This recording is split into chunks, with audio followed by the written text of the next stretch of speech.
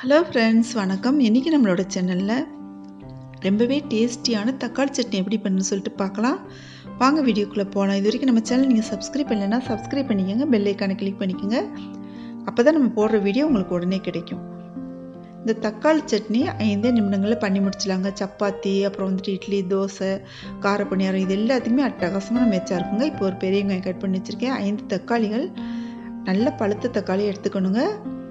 6 மிளகாய் வத்தல், 3 பூண்டு பொருட்கள் எடுத்துருக்கேங்க. தக்காளி எவ்வளோக்கு எவ்வளோ பழுத்த தக்காளி இருக்கோ அந்தளவுக்கு சட்னி டேஸ்ட்டாக இருக்கும். இப்போ ஒரு பாத்திரத்தை அடுப்பில் வச்சுட்டு ஆயில் சேர்த்துட்டு 1 ஸ்பூன் அளவுக்கு கடலைப்பருப்பு போட்டு அது லைட்டாக செவந்து வந்த பின்னாடி கொஞ்சமாக உளுந்தம்பருப்பு சேர்த்துக்கலாங்க. ஒரு 1/2 ஸ்பூன் அளவுக்கு சேர்த்துக்கலாம். சேர்த்துட்டு நல்லா பொன்னிறமாக வர்றது வரைக்கும் நம்ம வறுத்து விட்டுக்கலாம். இப்போ பாருங்கள், தக்காளி அதோடு சேர்த்துக்கலாம். இந்த தக்காளி நல்லா மசிஞ்சு வந்துடணுங்க. மசிஞ்சு வந்த பின்னாடி நம்ம சட்னி அரைச்சோம்னா தான் அது டேஸ்ட் ரொம்ப நல்லாயிருக்கும்.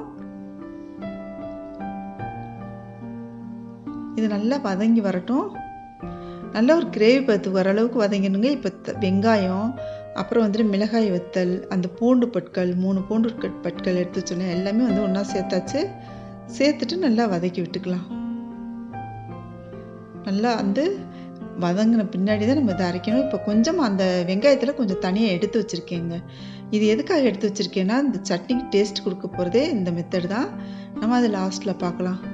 இந்த கிரேவி பதத்துக்கு வர மாதிரி வந்துருச்சு பாருங்கள். தக்காளி இந்த அளவுக்கு நல்லா வதக்கிடணும்.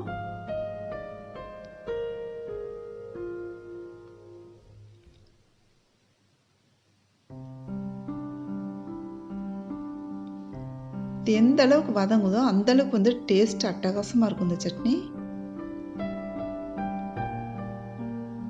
நீங்கள் ஒரு தடவை செஞ்சு கொடுத்தீங்க அப்படின்னு சொன்னால் அடிக்கடி இந்த சட்னி செஞ்சு தர சொல்லி கேட்பாங்க. அந்த அளவுக்கு ருசியாக இருக்குங்க. பாருங்கள், இந்த அளவுக்கு நல்லா வதங்கிடணும்.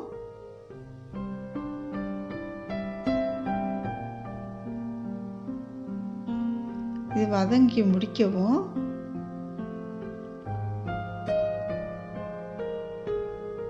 கொஞ்சம் நம்ம நல்லா ஆற வச்சிடணுங்க. ஆற வச்சுட்டு தான் நம்ம சட்னி அரைக்கணும். இப்போ நம்ம கொஞ்சமாக எடுத்து வச்சோம் இல்லையா வெங்காயம், அதையும் இதோடு சேர்த்துக்குவோம். இந்த மாதிரி நம்ம செய்கிறது இந்த சட்னிக்கு ஒரு தனி அருமையான டேஸ்ட் கொடுக்குங்க. இந்த மாதிரி செஞ்சு பாருங்கள் நீங்கள். இந்த வெங்காயம் ரொம்ப வதங்கிடக்கூடாது, லைட்டாக வதங்கணும். ரொம்ப வதங்கிடக்கூடாது, அதே டைமில் பச்சையாகவும் இருக்கக்கூடாது. இப்போ மிக்ஸி ஜாருக்கு நம்ம மாற்றிக்கலாம். இப்போ பாருங்கள், அரைச்சி எடுத்தாச்சு. சூப்பரான கம்ம வாசனையோட இந்த சட்னி நம்ம மிக்ஸி ஜாரில் சேர்த்து அரைச்சி எடுத்தாச்சு. இப்போ தாளிக்கிறதுக்கு கரண்டி வச்சுக்கலாங்க. இதை வேற ஒரு பாத்திரத்துக்கு மாற்றியாச்சு. பார்க்கும்போதே அவ்வளோ ஒரு சூப்பரான சுவையில் இருக்கு பாருங்கள். இப்போ தாளிக்கிற கண்ணில் எண்ணெய் சேர்த்துக்கலாம். இப்போ கடுகு சேர்த்தாச்சு. உளுந்தம்பருப்பு,